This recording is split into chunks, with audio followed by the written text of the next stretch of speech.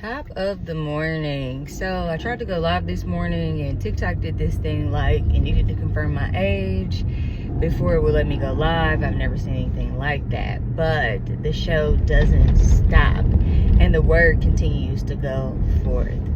So I have been receiving many prophetic words, and there has just been so many things happening in my life. Like, God will put a person on my mind, and I'm telling you, they are popping up in my life. God is bringing these women back into my life, and I am just truly grateful for all of the things that are happening, all of the things that are taking place.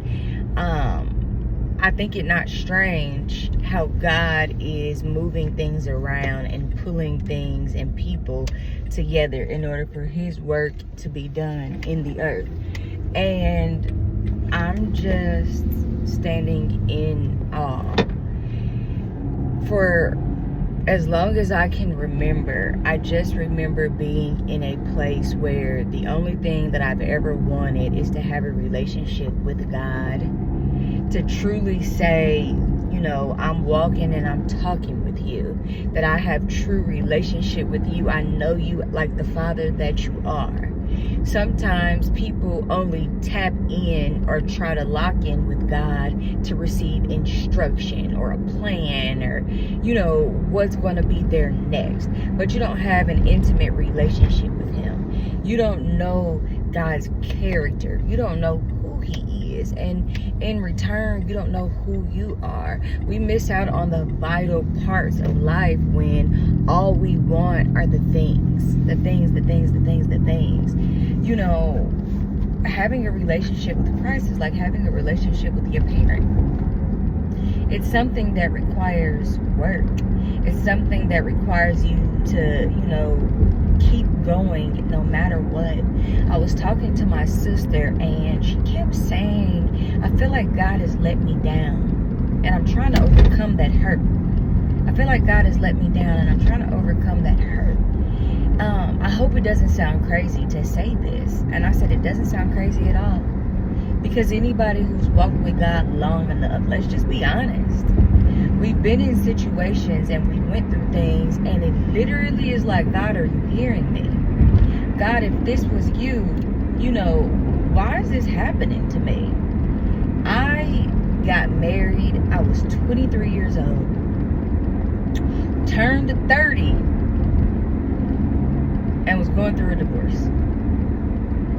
I'm so excited. I'm like, Lord, I done made it through the hard parts, and there were so many things where I questioned, like, God, am I going to live the life that I want to live? Am I going to be able to do the things that I want to do?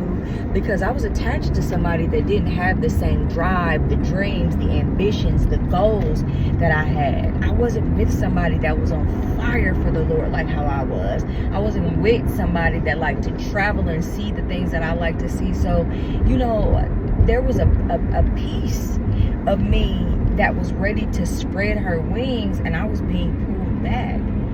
And I remember for a complete 3 years, I'm like, God, is this the person that you have for me? Did I rush this? You know, I wanted to be so right with God, in his eyes, acceptable in his sight. Lord, I love you, and I'm in church, and you know, I can't be in ministry. I can't be in church and not be right in your eyes. So I had to get married. Had to. Next person I lay with was going to be my husband. He had to be. Because God knew my heart, and he knew what I was working towards. He knew what I was striving for. So, year 2, God gave it to me.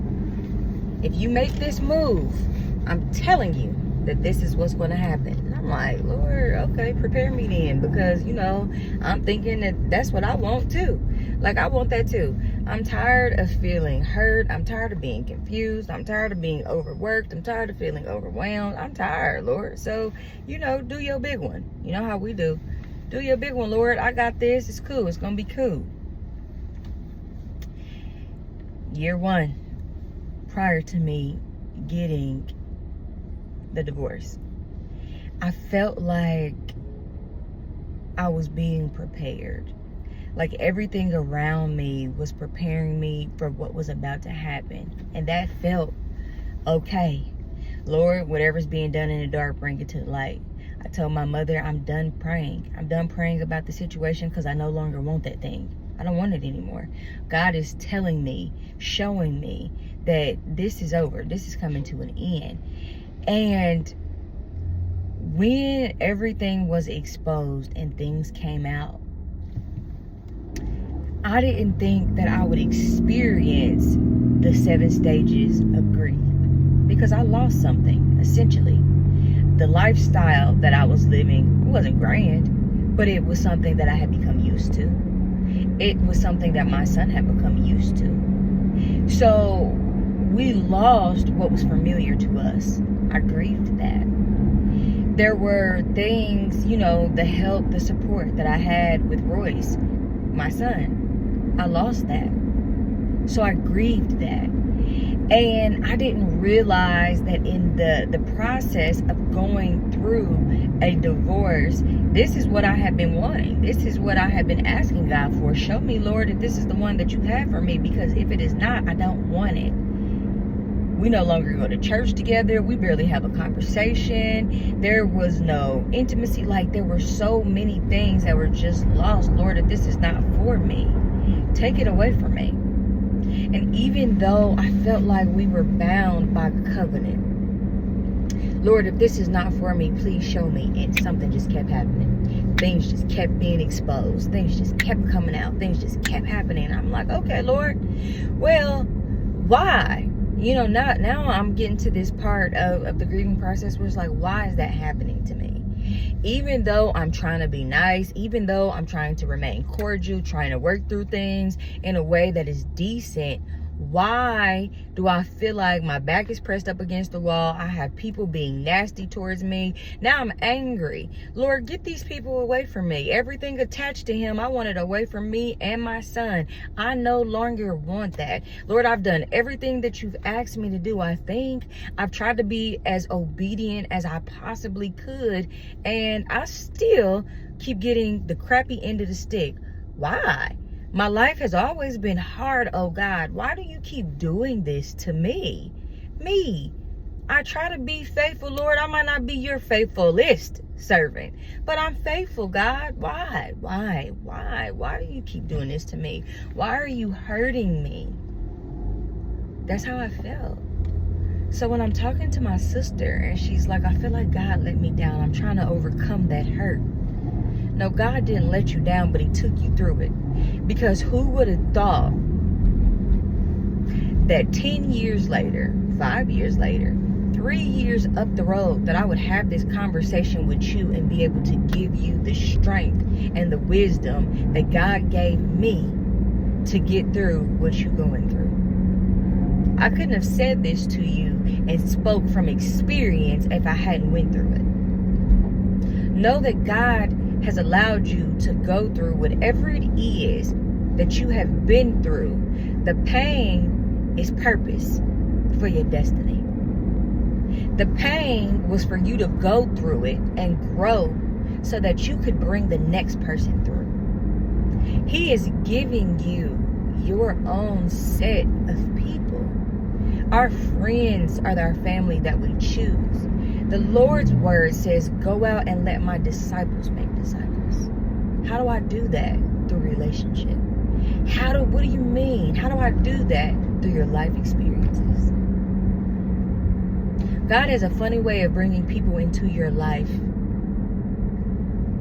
And you ever had a conversation with somebody and you identify with them and say, I've been there, or I'm going through that too. So we can get through it together. My 17-year-old self wanted to commit suicide. Now, at my 32, about to be 33-year-old self, I sit here and I thank God because I have impacted people in ways that I couldn't even imagine. And when people say these things to me, it brings me to my knees in tears, and all I can do is thank God. Because at 17, I didn't think that my life was worth it. Because life was hard and I was dealt a hand that I didn't think that I would ever overcome. But God. but God. I've had people try to storm all over my character, spit dirt on my name, drag me and my character, okay? But because of God's grace, because of the integrity that He's blessed me with, yes, I get upset. What? You want to talk about things that Christians struggle with? Honey, when I say this tongue will cut you up, cussing was not my portion. Now, I'm like, Lord, please take it away. Who is this lady? I don't even know her. She a little feisty. She gets a little upset. Lord, who is she? Because I've never known me to be her.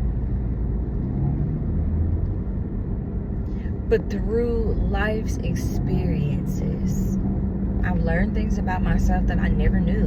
And I probably would have not ever known if God didn't take me through a